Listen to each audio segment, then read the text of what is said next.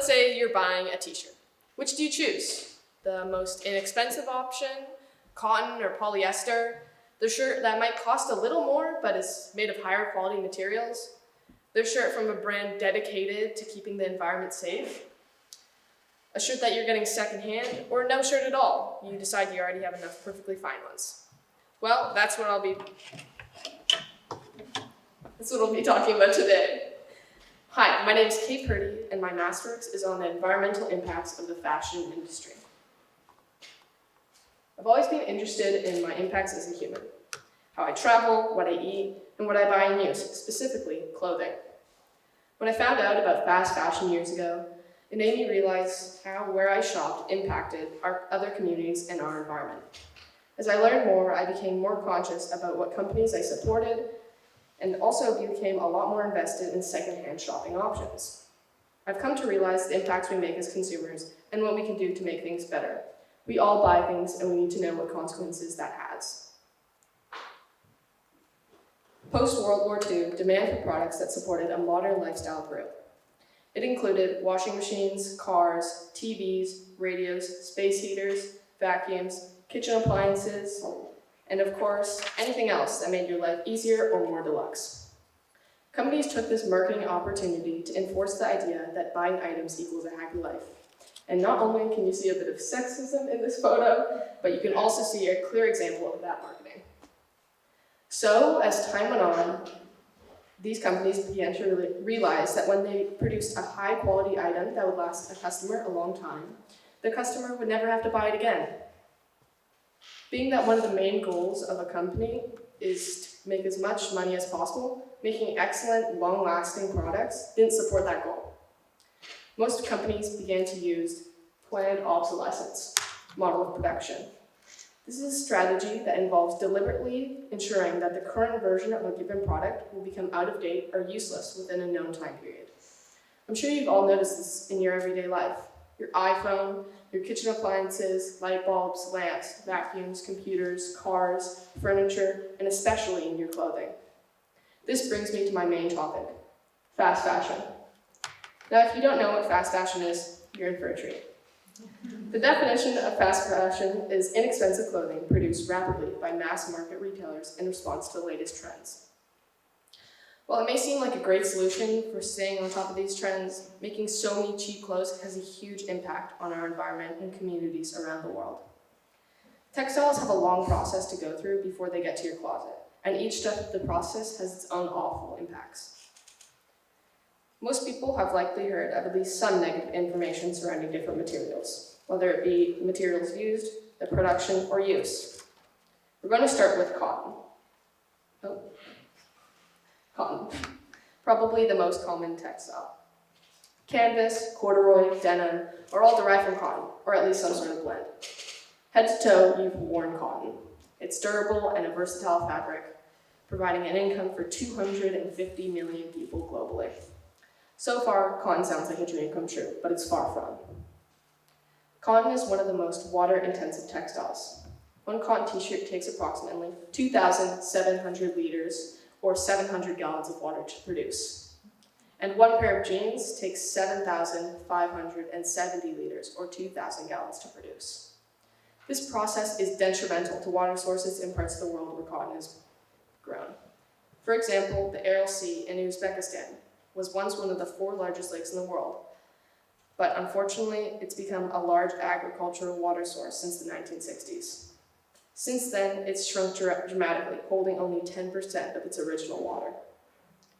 Cotton farming continues to dry and pollute rivers and lakes across the world, such as the Indus Delta in Pakistan and the Murray-Darling River in Australia, just to name a few. Not only does cotton production use a lot of water, but toxic pesticides are a massive issue and threat to our environment and communities. Cotton field runoff, such as fertilizers, pesticides, and minerals seep into rivers, lakes, wetlands, and aquifers, and can contaminate drinking water, while also severely damaging biodiversity downstream from the fields. Chemicals not only pollute the water, but also contaminate soil. Pesticides build up in the soil and make it ungrowable and toxic, and kill the microorganisms that help keep the soil healthy. This shows that cotton will not be our solution to having a sustainable fabric for all. Although it may have its pros, it would seem that the cons outrule them drastically. This doesn't mean that we should completely stop using cotton though. That's unfair. Instead, we can focus on purchasing less cotton products, and when we do, purchase sustainable or recycled cotton. Another one of the most commonly used textiles is polyester. Polyester is a synthetic fiber made from oil byproducts and makes up 65% of fibers in the textile and garment industry. It's strong, lightweight, easily dyed, and can be woven or knitted and is easily blended with other materials. It's easy to wash, wrinkle-free, and fuels the fashion industry with its comparatively low cost. Polyester production uses less water and has minimal wastewater, making it more environmentally friendly than other natural fabrics like cotton in that aspect. However, it has a long list of cons, which surpass the environmental pros drastically. The energy used to produce polyester and the amount of greenhouse gases it produces make it a very high-impact process. In 2015, polyester garments emitted 282 billion kilograms of CO2. That's almost 3 times more than cotton. Even with its low water use, some factories that don't have proper wastewater disposal systems can still be releasing potentially harmful chemicals into local environments and rivers. Not only that, but microplastics that have been collecting in marine ecosystems around the world, representing a new big threat.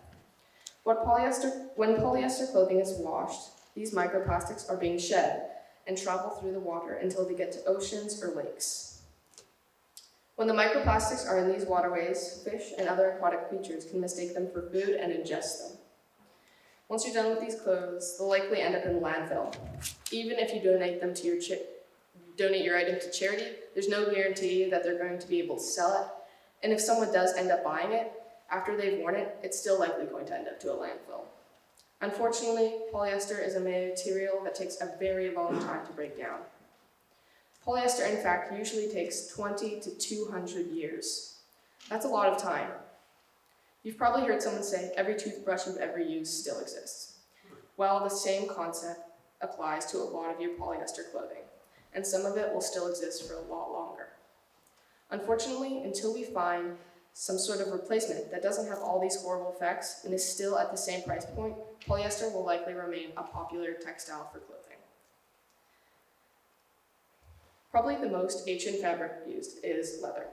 Societies have been using it for thousands of years across the world and has a variety of cultural uses and purposes. Leather is extremely durable and can last decades, even with aggressive wear. Today, leather is primarily used in footwear, but it can also be used in clothing, accessories, furniture, and cars. We're only now beginning to realize the negative effect it has on our environment. Leather production is easily more intense, toxic, and damaging process in comparison to cotton and polyester. The first step of leather production is getting the leather. Most leather we use is from cows, and the raising of cattle and leather and meat production is a very polluting industry in itself.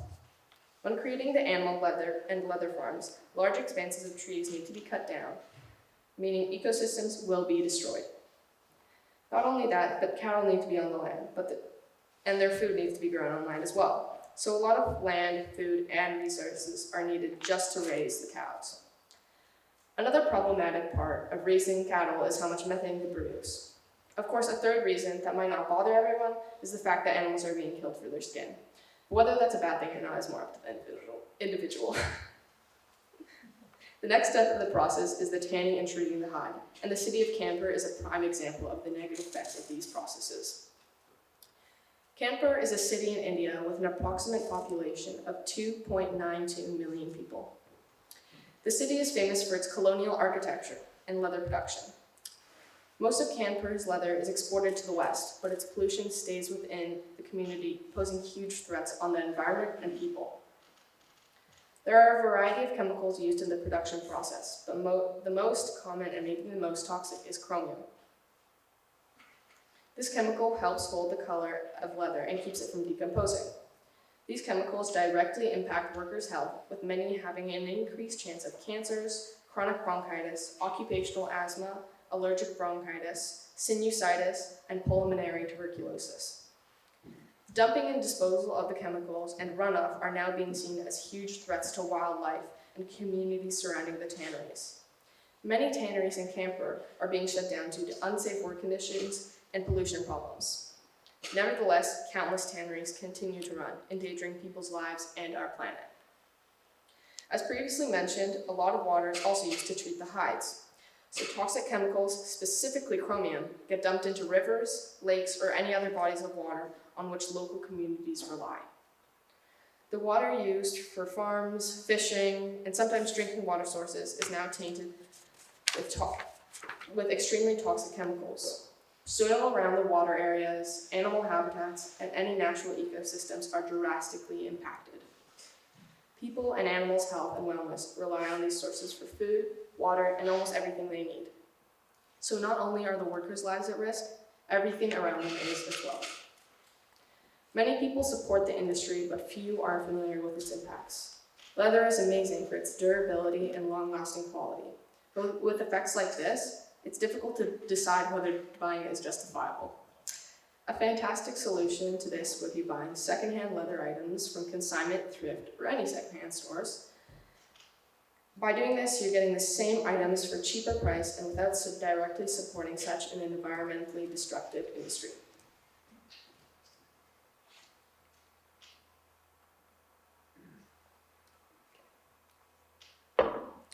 Another place that's being negatively affected by fast fashion is Lagos, a state in Nigeria, Africa, with a total population of over 15 million people. It has a huge economical importance to Nigeria, with 70% of industries being in Lagos State. For this case study, I will be looking at the impacts of wastewater discharge from the textile industry in Lagos State, Nigeria.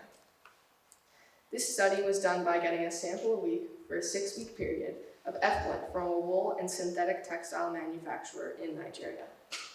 The samples were analyzed on 18 parameters and passed the national standard on 13 of the tests, but exceeded the specified limits in pH in one sample as well as exceeding the limits in chemical oxygen demand, total dissolved solids, turbidity, and odor in all samples. Water discharge from the factories like this is often dumped into nearby rivers. As you follow these polluted streams, there are ecosystems, animals, and often people relying on the water for a healthy life. Documented evidence shows that 2.72% of Lagos population relies on surface water bodies and 63% on groundwater. Because water bodies like these are easily connected, it's highly possible pollution from surface water bodies filled with effluent are polluting groundwater sources. Economic benefit is clearly being put above environmental concerns, and problems like these are being brushed off. You can see places all around Africa and the world where money and business is put above the environment and people's health and lives. If we continue with this problem-ignoring methods just for money, our environment could and will be destroyed. It's time to take problems like this more seriously and come up with solutions. Sustainability is on trend, and companies are taking notes. I'm sure you've noticed many new sustainable fabrics popping up, marketed as green or eco. From organic cotton to hemp to even silk replicated from spider silk, there's a wide range to choose from. I'm not going to be showing you all the impacts of each and every sustainable fabric because that would take hours, but I will be telling you about one. Tencel is an innovative and up-and-coming fabric made from wood pulp and is a type of rayon. Fabrics are made by dissolving wood pulp and then using a drying process called spinning. Before drying it, the wood pulps are mixed with a solvent to produce a wet mixture. The mixture is then pushed through many small holes to form threads and then chemically treated. The lengths of fibers are spun into yarn and woven into cloth. Sounds like a not so crazy and damaging process, but what impact does it really have? Well, good on you said that Tencel was not as sustainable as top-tier fabrics like organic linen or recycled cotton. In production, Tencel uses less water and energy total. And although it is biodegradable, it's often mixed with synthetic and non-biodegradable materials like nylon and polyester, so it can't really biodegrade properly. Like most fabrics, it's mixed and dyed with many hazardous and dangerous chemical dyes, making the production and disposal significantly more impactful. Tencel is a very versatile and low-impact fabric. Learning about it, I was honestly very surprised. In comparison to other mass-produced and popular fabrics like cotton and polyester, it's very impressive, but still, it's far from perfect. So our search for a sustainable option continues. Sustainable brands are the future of the fashion industry if we choose to make them. Brands that are not just in it for the money, but plan to make a difference in how we produce, buy, and wear our clothing. Patagonia is a brand that takes their sustainability practices above and beyond and gives you an insight on every fabric they use, programs they're with, how they get their materials, and just about every step of making clothing. From farming the cotton to the point where it's in your closet. They even have programs for if you have damaged or worn clothing where they can fix it. They also have a worn wear program where they take your old Patagonia clothes and you can sell them back to the brand and they'll resell it at a fraction of the original price, keeping it in the cycle of use and out of the landfill. 64% of fabrics they use this season were made from recycled materials. 100% of cotton in the clothes is organic. Their website has a number of articles on climate change, people, and differences being made. They even have an entire section written about buying less and demanding more from the fashion industry and consuming responsibly. Patagonia pledges 1% of the profits every year to the restoration and preservation of the natural environment, and they have been since 1985. For such a large brand, their morals are above and beyond and something you don't see often. They're not only an environmental brand, but making a difference in the world. People Tree is a sustainable women's clothing brand that makes a lot of everyday clothing and professional attire. Although their brand may not be as completely trendless as Patagonia, most of their pieces are very versatile and not particularly trend-focused. The company started in 1991 and has had the same mission of being environmental and ethical throughout all those years. People Tree stated, "Every product is made to the highest environmental standards from start to finish." And that's easy to believe if you examine their website. On the People Tree website, they've listed the 10 main rules for the company to ensure that these ethical practices. Clearly, People Tree is putting in an effort to be clear on what their company believes and supports, as well as to be transparent about what they do to the environment.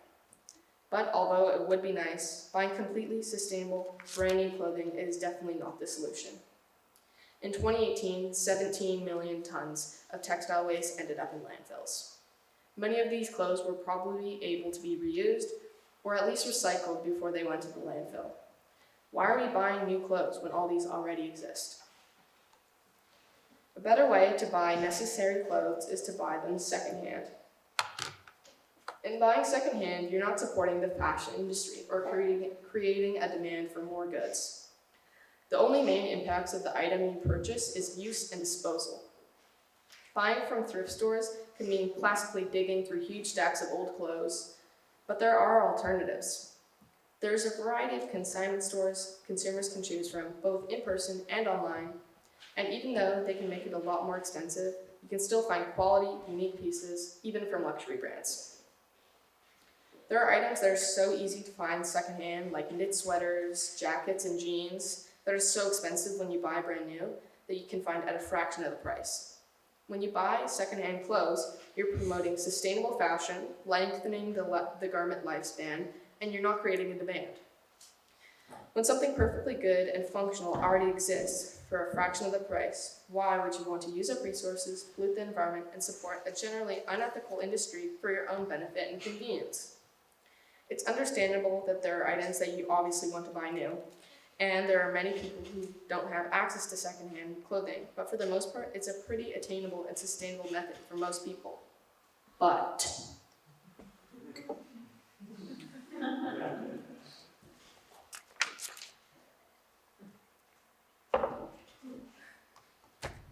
even with all the benefits of thrift shopping, it still won't be the best solution to our consumption problem. As previously mentioned, in 2018, 17 million tons of textile waste ended up in landfills, showing that even when consumers buy clothing secondhand, they still end up there at some point. An average consumer buys over 60% more clothing than they did 15 years ago. So although the main problems from the fashion industry come from companies and manufacturers, consumers have a lot of power. Without consumers, fast fashion companies wouldn't survive. When we as consumers demand change from companies, they're forced to change. This begs the question, how can we demand better from companies? Supporting ethical and environmentally conscious brands will send a message that sustainability should be their main priority. Buying secondhand is also a great option, but most of all, we should just buy less clothing. One can see that the term "we vote with our dollar" is true and applies and is essentially the solution to our environmentally destructive fast fashion problem. When companies or manufacturers are turning a blind eye to the devastating consequences provided by the fashion industry, it's our responsibility as consumers to push for change until it happens. In this paper, we've examined how cotton, polyester, and leather destroy ecosystems, water systems, and people's health, and jeopardize the future of our planet. Camper's leather industry and Nigeria's textile industry are just two out of many developing places in the world that have been directly affected by the fashion industry, with their water systems polluted by toxic chemicals, their seas dried up, and soils made toxic, just to mention a few. We can continue to try and use sustainable fabrics like Tencel, but still, they're not perfect, and their elevated price doesn't make them exactly available to everyone. Even with secondhand shopping, we're still left with a consumption problem and overflowing landfills. So while the perfect solution isn't available, for the time being, reducing consumption is. The next time you're buying a $10 cotton t-shirt, think about it for a second. Think about where the cotton's grown and how much water was used to make it. Think about where the pesticides used ran off to when it rained. Think about who harvested the cotton and consider how much they're being paid. Once harvested, how did the cotton get to the manufacturing company? Think about who sewed the fabrics, and think about how it was dyed to get the nice color. Think about where the wastewater is going, and who's drinking it or living around it. Think about the pile of discarded fabrics that went to the landfill after this shirt was made. Think about the fabric's chemicals leaching into the soil for years to come, causing irreversible damage. Now think, do I really need this t-shirt?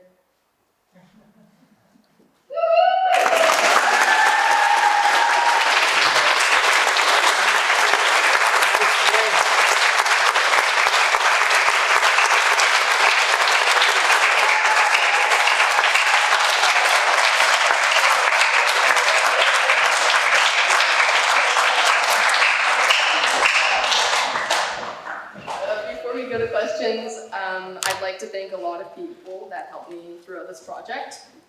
Huge thanks to my advisor, Carrie, for dealing with my procrastination and trying her hardest to keep me on track, which, trust me, probably wasn't easy. Thank you so much to David Newson, my external advisor, for giving me a much better understanding of how brands see sustainability and for giving me my direction for the topics to focus on. Thank you to Jen Henriksen for giving me those extra pushes of motivation whenever I got stuck. And lastly, thank you Gen Z and Amanda for helping me out with the writing process during all those study blocks.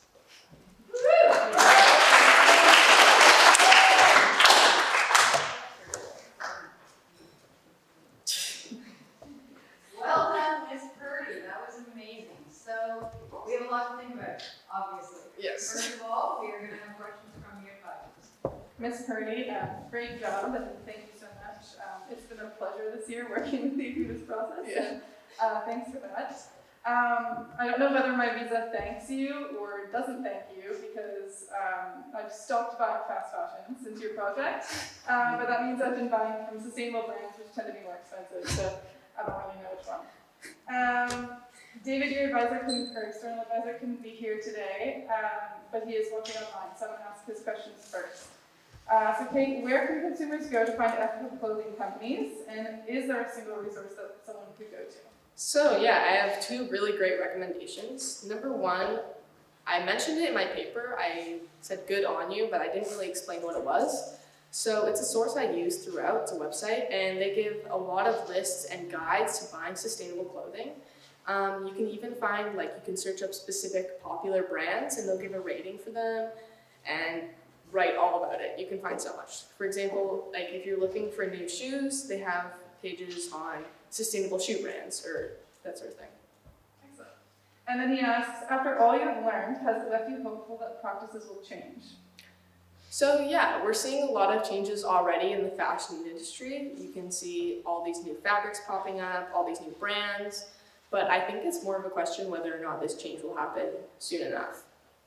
Right. And then one question for myself. In your opinion, what is the single biggest thing that consumers like us can do to help mitigate the environmental issues around fast fashion? I think number one, just learning and educating yourself on everything that has to do with the fashion industry. I mean, it's such a big topic, but it's so important because it applies to everyone that wears clothes, and everyone in this room does. So, I think it's really important to learn about it, and number two, just reduce our consumption. I think we're being taught by companies and the world that we need to be on the latest trends and buying all these new fancy clothes, but really, you just need the clothes you need and to wear them for a long time. So reducing consumption, and when you do buy clothes, buy them secondhand or high quality, sustainable. Miss Purdy, we've got quite a lineup of questions for you. Are you ready? Yes, I am ready. Well done, Miss Purdy. Thank you. I have two questions. My first question is your outfit you're wearing right now sustainable? And my second question is, besides the thrift stores, what is your favorite place to shop that's not secondhand? Great question, Freya. So I knew someone would ask me about what I was wearing. So every day this week, I'll be wearing secondhand clothing. But today, I'm wearing the one new item. I bought this from Aritzia. It's organic linen, which is one of the top fabrics, like one of the most sustainable ones you can buy new. I decided it's a pretty timeless piece and I could wear it at a lot of different occasions. So I'm wearing this today and my graduation and hopefully a lot more in the future. So I decided, you know, I can buy this. I think it's a good idea. The second Oh, question what's the was second about one? where you shop besides Oh. secondhand stores. So I don't do a lot of shopping other than secondhand stores. When I do buy items new, sometimes it's jeans, I'll get them from like Levi's or brands like that, and sweaters like Patagonia. Sometimes I buy things from Aritzia, not too often, but a couple things I do have from there. Excellent job, Ms. Purdy. Thank did you. a really good job on this project. I also have two questions. The first of which is, what in general is the most environmentally, what article of clothing in general has the highest environmental impact? I didn't really talk about like shoes a lot, but I watched some videos on them and they have a huge impact. I think just a combination of how much like materials you need to use to make them and that you need a lot of like plastics and rubbers. And people go through them really fast. Like most people wear them for only like a year sometimes and then get rid of them. So I think those would probably be one of the most impactful. Thank you. And the second one is, I know you know quite a bit about this, and obviously it's quite a heavy topic, so just in general, could you give us like a general idea of how your topic relates to capitalism?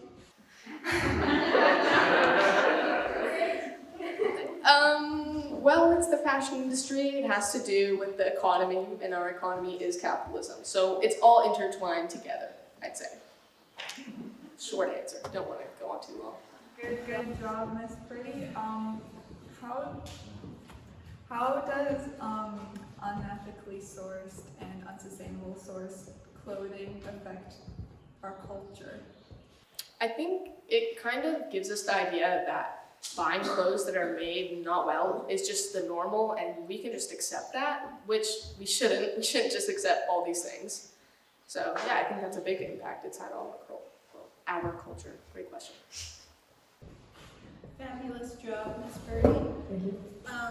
I would like to know, do you have a favorite local thrift shop or like someplace that you go for people who might want to be doing that? I knew someone would also ask me this question. So I go to a lot of the Salvation Armies in North Van, And there's a vintage store in North Van as well, it's not that good. But there's a couple on Main Street that have a really good selection of stuff. And there also is a really high-end like consignment store on Main. I think it's called, Turnabout, I think? They have a lot of designer stuff. So if you're interested in getting like a nice dress or outfit for a formal event, I suggest going there because it's all very high quality new, although it is expensive. Ms. Purdy, thank you so much. I learned a ton. I'm a little disappointed about Tencel because I just bought pants from Tentry, the first new clothes I bought in well over a couple of years. So I'm a little, I realized I need to educate myself more, so thank you for that. It's still good fabric, but But I like your message that it's really about not buying anything at all and making do with what we have. I am wearing a dress just for you today. This was made by a woman in Revelstoke, BC, and it's all recycled jeans, and it cost a fortune. And so I'm really happy it was a gift to me for Christmas, and I'll wear it forever, and I'm really happy with that. But can you convince me that it was worth spending a fortune on this dress versus the fast fashion? So yeah, this obviously would have a lot of meaning if it's made out of reused material. I mean, it's all these jeans that came together to make that dress. And I think reworking clothing, like something that was once pants that turned into a dress, is so cool. Like you can just change it. It's like a transformer. And I learned this a lot in my design unit with Easton, but reusing clothing that might not be perfectly good for jeans, like it might have some holes in it or stains, that you can just turn into something else. And it's still a great item that you can wear for a lot longer. Yeah, so I can feel really good about it. The other Yes. thing that's really cool is it's a woman, it's her own company, and she's making a living with these high quality clothing, so I know that I'm supporting her too. Yeah, that's awesome. One quick question, was it Z-Pop? There was something you had. Oh, Depop. Oh, Depop. What's It's an online reselling site and app. So you can easily sell your own things there and buy things. People just post things. It's really simple and easy to use. So I recommend. Excellent job, Miss Purdy. Thank you. I'm wondering what's your takeaway from this? I really took away that there's so many things, I didn't include everything, but there's so many things happening in the world that people aren't really familiar with because it's such a big topic. You can't just look at one website and find out everything about it. Like you really have to dig to find everything. So I think my biggest takeaway is just trying harder to be more sustainable because I know I can be. I have the resources, I have the things around me to be more sustainable, so it's just actually doing it.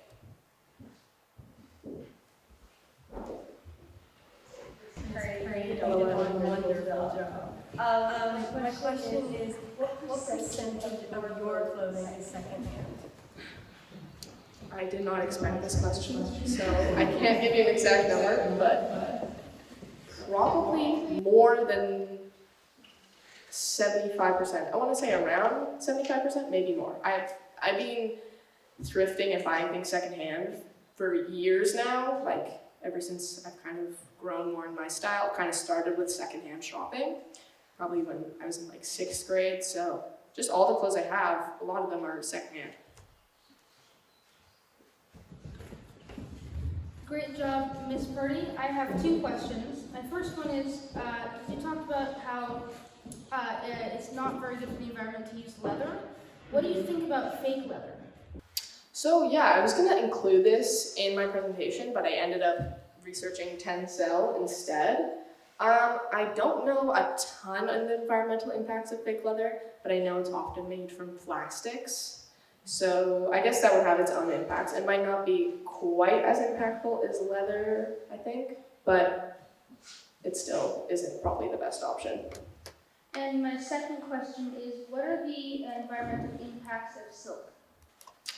Oh, okay. So silk is a big one, I think.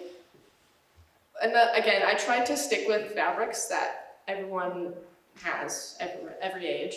So I didn't do a lot of research on silk, but yeah, I'm not really sure what its impacts are. That's something I'll have to learn more about. Or little silkworms. Yeah. Great job, Miss Purdy. So you mentioned a few different fabrics that aren't very good for the environment. Which one would you say is the least good for the environment? I would say leather, in my opinion. I mean, just from what I've learned, it has so many aspects that are damaging. I couldn't believe it, honestly. Like, it's crazy. That said, Miss Purdy, is there a way to sustainably produce leather, whether or not the effluent isn't going into the streams? Is there anything in a more developed country, rather than in India, that would actually produce leather in a more sustainable way? I think there might be some people out there producing sustainable leather, but because already producing it cheaply is expensive, if we produce it high quality, it's super expensive. And I think that India, you can still produce ethical leather in India, but it just hasn't been really widely done yet. Amazing presentation, Ms. Purdy. Thank you.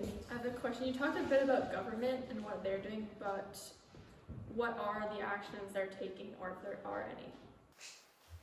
It's a little blurry what they are doing. I know that a lot of companies are a lot of governments are beginning to enforce more laws.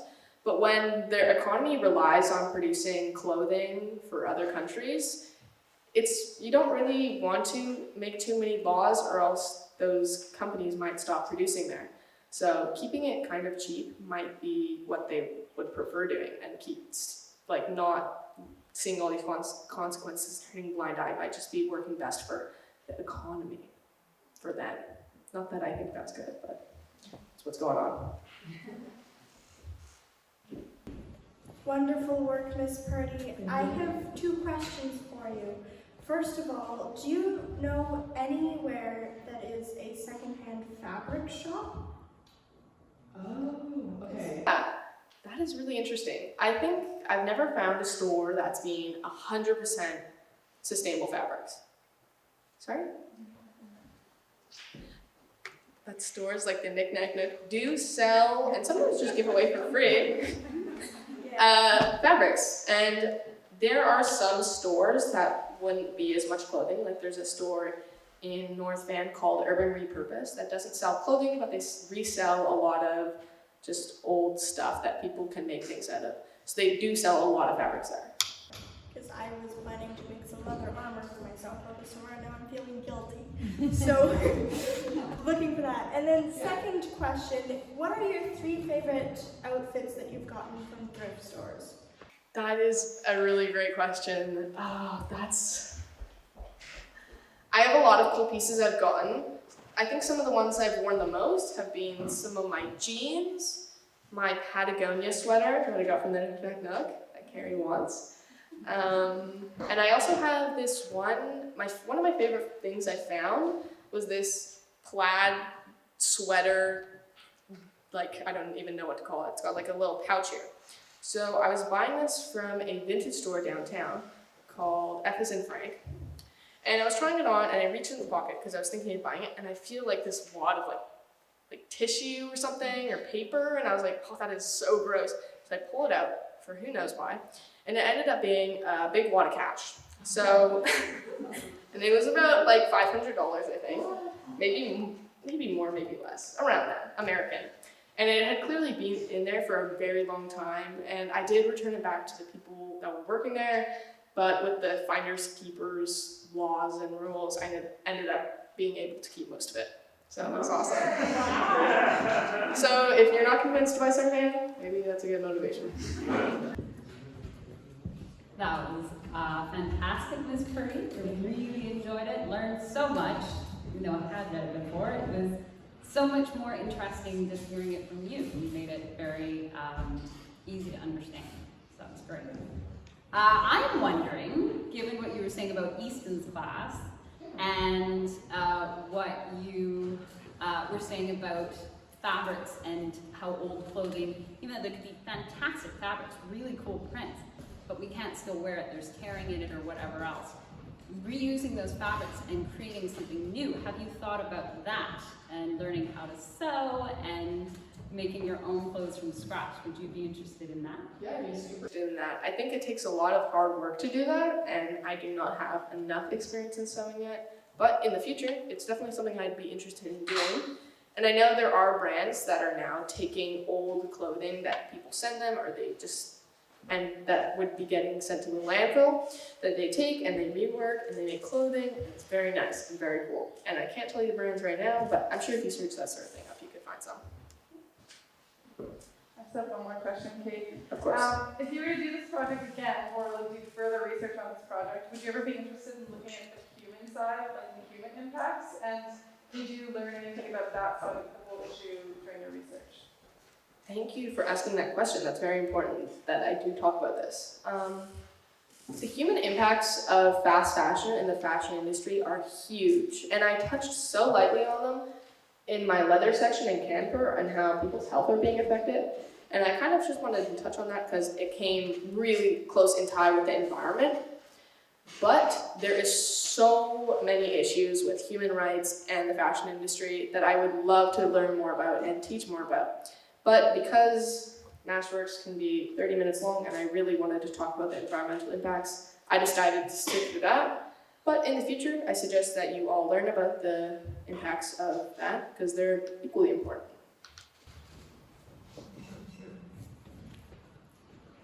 Miss Purdy, I lived in Ghana for 3 years, and my favorite pastime with my friends was going to the clothing market, which was blocks and blocks and blocks and blocks of used clothing that had been sent from North America, from Europe, and it would come in like hay bales. Yeah, so even if you have clothing from a thrift store, you can return it back to Salvation Army if you don't want it anymore. And Salvation Army and all of those thrift stores are actually, once it's the European market and the North American market is finished with it, then it goes beyond that and gets worn until it cannot be worn anymore. So it was quite interesting to see the whole progression of that, and you would have loved it. I've seen lots of photos on that as I did research for this, on how thrift stores send stuff to a lot of places in Africa to just send them a lot of clothes.